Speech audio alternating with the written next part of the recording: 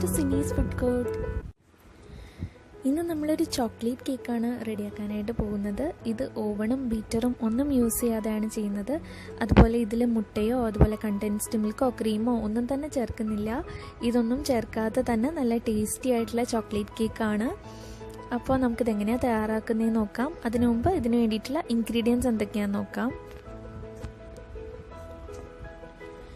നമ്മളിവിടെ കേക്ക് ഒരു പ്രഷർ കുക്കറിലാണ് ചെയ്തിട്ടെടുക്കുന്നത്. അപ്പോൾ കുക്കറിലേക്ക് 1 കപ്പ് ഉപ്പിട്ട് കൊടുക്കുക. ഈ ഉപ്പ് നമുക്ക് വീണ്ടും 3-4 തവണ ബേക്ക് ചെയ്യാനായിട്ട് യൂസ് ചെയ്യാം കേട്ടോ. ഇനി ഇതിൻ്റെ മുകളിലേക്ക് ഒരു പാത്രം അതുപോലെ ഏതെങ്കിലും ഒരു സ്റ്റാൻഡോ വെച്ച് കൊടുക്കുക. ഇതിൻ്റെ മുകളിലാണ് നമ്മൾ കേക്ക് വെക്കുക. ഇനി ഇത് വിസിലിടാതെ കുക്കറൊന്ന് അടച്ചിട്ട് നമുക്ക് കുക്കറൊന്നും പ്രീ ഹീറ്റ് ചെയ്തിട്ടെടുക്കണം. അപ്പോൾ ഒരു 15 മിനിറ്റ് ഇതൊന്ന് മീഡിയം ഫ്ലെയിമിൽ വെക്കുക. ഈ ഒരു ടൈം കൊണ്ട് നമുക്ക് കേക്ക് റെഡിയാക്കാം. അപ്പോൾ ആദ്യം തന്നെ കേക്ക് ടിൻ റെഡിയാക്കണം. അതിന് വേണ്ടിയിട്ട് ഇതിലേക്ക് ബട്ടർ തേച്ച് കൊടുക്കുക. ബട്ടർ തേക്കുമ്പോൾ സൈഡിലുമൊക്കെ തേച്ച് കൊടുക്കാനായിട്ട് ശ്രദ്ധിക്കുക. ഇനി ഇതിൻ്റെ മുകളിലേക്ക് ഒന്നെങ്കിൽ ബട്ടർ പേപ്പർ വെച്ചിട്ട് ചെയ്യാം. ഇവിടെ ഇപ്പോൾ ഞാൻ ഇതിൻ്റെ മുകളിലേക്ക് കുറച്ച് മൈദ തൂവിയിട്ട് എല്ലാ ഭാഗത്തും സ്പ്രെഡ് ചെയ്തിട്ട് എക്സ്ട്രാ വരുന്ന മൈദ തട്ടിക്കൊടുക്കുക. ഇങ്ങനെ ചെയ്താൽ കേക്ക് ടിന്നിൽ എന്താ പറയുക, ഒട്ടും തന്നെ കേക്ക് ഒട്ടിപ്പിടിക്കില്ല. അപ്പോൾ നമ്മുടെ കേക്ക് ടിൻ റെഡി ആയിട്ടുണ്ട്. ഇനി നമുക്ക് കേക്കിൻ്റെ ഡ്രൈ ഇൻഗ്രീഡിയൻസ് എല്ലാം തന്നെ ഒന്ന് അരിച്ചിട്ടെടുക്കണം. അതിന് വേണ്ടിയിട്ട് ഒരു അരിപ്പയിലേക്ക് 1/2 കപ്പ് മൈദയാണ് ചേർക്കുന്നത്. നമ്മളിവിടെ ഒരു 1/2 കിലോൻ്റെ കേക്കാണ് ചെയ്യുന്നത്. അപ്പോൾ 1/2 കപ്പ് മൈദ ചേർത്ത് കൊടുക്കുക. അതിലേക്ക് ഒരു 2 ടേബിൾ സ്പൂൺ കൊക്കോ പൗഡർ ചേർക്കുന്നുണ്ട്. 1 teaspoon baking powder, 1/2 teaspoon baking soda, പിന്നെ ഒരു 1/2 ടീസ്പൂൺ കോഫി പൗഡർ ചേർക്കുന്നുണ്ട്. പിന്നെ ഇതിലേക്ക് ഒരു 1/2 കപ്പ് പഞ്ചസാര പൊടിച്ചെടുത്തിട്ടുള്ളതാണ്. അപ്പോൾ നമ്മൾ 1/2 കപ്പ് മൈദയും 1/2 കപ്പ് പഞ്ചസാര പൊടിച്ചതുമാണ് ചേർത്തിട്ടുള്ളത്. ഇനി ഇതെല്ലാം നന്നായിട്ട് അരിച്ചിട്ടെടുക്കുക. അപ്പോൾ ഒട്ടും തന്നെ കട്ടയൊന്നും ഉണ്ടാവില്ല. അതുപോലെ ഇങ്ങനെ അരിച്ചിട്ടെടുക്കുമ്പോൾ കേക്ക് നല്ല സോഫ്റ്റായിട്ട് കിട്ടും. ഇപ്പോൾ ദാ നമ്മുടെ കേക്ക് മിക്സ് ഇവിടെ റെഡി ആയിട്ടുണ്ട്. ഇനി ഇത് മിക്സ് ചെയ്തെടുത്താൽ മാത്രം മതി. അപ്പോൾ ഇത് മിക്സ് ചെയ്യാൻ വേണ്ടിയിട്ട് ഒരു ബൗളിലേക്ക് 2 ടേബിൾ സ്പൂൺ ബട്ടർ ചേർക്കുന്നുണ്ട്. 2 ടേബിൾ സ്പൂൺ ബട്ടറിൻ്റെ കൂടെ തന്നെ 2 ടേബിൾ സ്പൂൺ ഓയിൽ കൂടെ ചേർക്കുക. ഞാനിവിടെ വെജിറ്റബിൾ ഓയിലാണ് യൂസ് ചെയ്യുന്നത്. ഇനി ഇത് രണ്ടും ഒരു വിസ്ക് വെച്ചിട്ട് നന്നായിട്ട് ബീറ്റ് ചെയ്തിട്ടെടുക്കുക.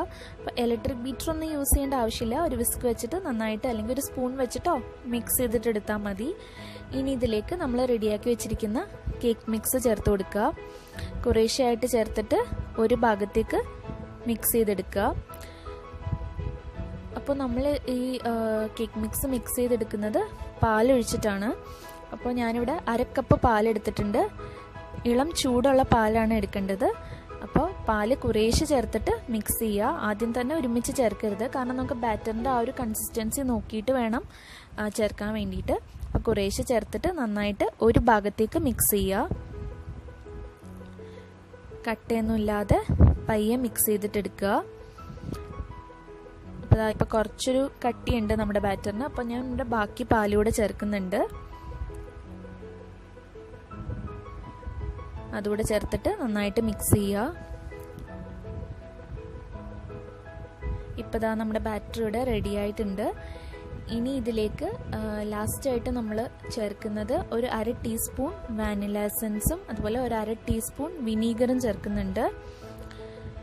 ഇത് രണ്ടും ചേർത്തതിന് ശേഷം അങ്ങ് വിസ്ക് വെച്ചിട്ട് നമ്മൾ മിക്സ് ചെയ്യേണ്ട ആവശ്യമില്ല. ജസ്റ്റ് ഇതുപോലെ ഒരു സ്പാച്ചില വെച്ചിട്ടോ എന്തെങ്കിലും വെച്ചിട്ട് ഇതുപോലെ ഒന്ന് ഫോൾഡ് ചെയ്തെടുക്കുകയാണ് ചെയ്യേണ്ടത്. ലാസ്റ്റ് അധികം അങ്ങ് ഓവർ മിക്സ് ചെയ്യരുത്. ഇതുപോലെ ഒന്ന് ഫോൾഡ് ചെയ്തെടുത്താൽ മാത്രം മതി. ഇപ്പം നമ്മുടെ ബാറ്റർ ഇവിടെ റെഡി ആയിട്ടുണ്ട്. ഇനി ഇത് നമുക്ക് ഉടനെ തന്നെ കേക്ക് ടിന്നിലേക്ക് ഒഴിച്ചു കൊടുക്കണം. കേക്ക് ടിന്നിലേക്ക് ഒഴിച്ചതിന് ശേഷം ഒന്ന് 2 തവണ ടാപ്പ് ചെയ്ത് കൊടുക്കുക, എയർ ബബിൾസ് ഒക്കെ പോകാൻ വേണ്ടിയിട്ട്. ഇപ്പം നമ്മുടെ കുക്കർ നന്നായിട്ട് ഇവിടെ ചൂടായിട്ടിരിക്കുകയാണ്. ഇതിലേക്ക് നമ്മുടെ കേക്ക് ടിൻ സൂക്ഷിച്ചിറക്കി വെക്കുക. നല്ല ചൂടായിട്ടിരിക്കുകയായിരിക്കും കുക്കർ. ഇനി ഇത് വിസിലിടാതെ തന്നെ അടച്ചു വെച്ചിട്ട് ഒരു 20-25 മിനിറ്റ് വരെ മീഡിയം ഫ്ലെയിമിൽ വെച്ചിട്ടാണ് നമ്മൾ ബേക്ക് ചെയ്തിട്ട് എടുക്കേണ്ടത്. 20 മിനിറ്റിന് മുന്നേ ഒരിക്കലും തുറന്ന് നോക്കരുത്. മാക്സിമം 25 മിനിറ്റ് എടുക്കുള്ളൂ കേക്ക് വെന്ത് വരാനായിട്ട്. അപ്പോൾ 20 മിനിറ്റ് ഒക്കെ കഴിഞ്ഞ് കഴിഞ്ഞാൽ വേണമെങ്കിൽ നമുക്കൊന്ന് തുറന്ന് നോക്കാം. അപ്പോൾ 25 മിനിറ്റ് ആയിട്ടുണ്ട്. ഇതാ നമ്മുടെ കേക്ക് നന്നായിട്ട് പൊങ്ങി വന്നിട്ടുണ്ട്. അപ്പോൾ ഇതുപോലൊരു ടൂത്ത് പിക്ക് വെച്ചിട്ടോ അല്ലെങ്കിൽ ഒരു കത്തി വെച്ചിട്ടോ ഒന്ന് കുത്തി നോക്കുക വെന്തിട്ടുണ്ടോയെന്ന്. അതിലൊന്നും വന്നിട്ടില്ലെങ്കിൽ വെന്തിട്ടുണ്ട് എന്നാണ് അർത്ഥം. അപ്പോൾ ഇതാ കേക്ക് നന്നായിട്ട് റെഡി ആയിട്ടുണ്ട്. അപ്പോൾ നമുക്കിതിൻ്റെ ഉള്ളിൽ നിന്ന് മാറ്റാം കേക്ക്. ഇത് ഇനി നന്നായിട്ട് തണുക്കാൻ വേണ്ടിയിട്ട് മാറ്റി വെക്കണം. നല്ല സോഫ്റ്റ് സ്പോഞ്ച് കേക്കാണ്. ഇപ്പം നമ്മുടെ കേക്ക് നന്നായിട്ട് തണുത്തിട്ടുണ്ട്. അതിനുശേഷം ഒരു കത്തി വെച്ചിട്ട് അതിൻ്റെ സൈഡൊക്കെ ഒന്ന് കട്ട് ചെയ്ത് കൊടുക്കുക. ഇനി ഒരു പ്ലേറ്റിലേക്ക് മാറ്റാം. ഈ കേക്ക് നമുക്ക് ഇങ്ങനെ തന്നെ സെർവ് ചെയ്യാനായിട്ട് നല്ലതാട്ടോ. നല്ല ടേസ്റ്റാണ് ഇങ്ങനെ തന്നെ മുറിച്ച് കഴിക്കാനായിട്ട്.